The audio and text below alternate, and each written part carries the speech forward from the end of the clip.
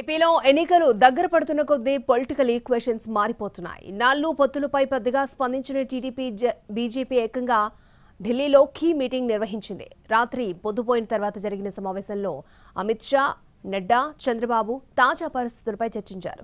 మరి పొత్తు పొడుస్తుందా? సీట్ల లెక్క తేలుతుందా?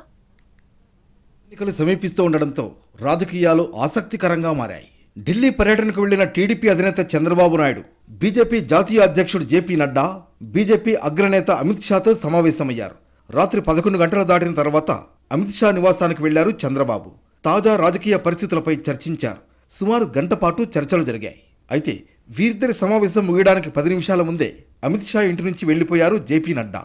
ప్రస్తుతానికి తాజా రాజకీయ పరిణామాలపైనే చర్చ జరిగిందని రెండు పార్టీల నేతలు చెబుతున్నా భేటీపై పూర్తి వివరాలు మాత్రం ఇంకా బయటకు రాలేదు. ఇక బుధవారం సాయంత్రం గన్నవరం నుంచి ప్రత్యేక విమానంలో ఢిల్లీకి వెళ్లారు చంద్రబాబు.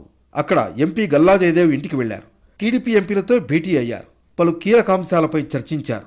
మరోవైపు ఇటీవలే వైసీపీకి రాజీనామా చేసిన నరసరావుపేట ఎంపీ లావు శ్రీకృష్ణదేవరాయలు చంద్రబాబుతో సమావేశమయ్యారు. వైసీపీకి రిజైన్ చేసిన శ్రీకృష్ణదేవరాయలు సుమారు గంటన్నర పాటు బాబుతో చర్చలు జరిపారు. ఇక రాత్రి అమిత్ షాతో సమావేశం అనంతరం టీడీపీ ఎంపీ రామ్మోహన్ నాయుడు నివాసానికి వెళ్లారు చంద్రబాబు. రాత్రికి అక్కడే బస చేశారు. బీజేపీ అగ్రనేతలతో సమావేశం పూర్తి కావడంతో ఉదయం 10 గంటలకు చంద్రబాబు హైదరాబాద్కు బయలుదేరతారు.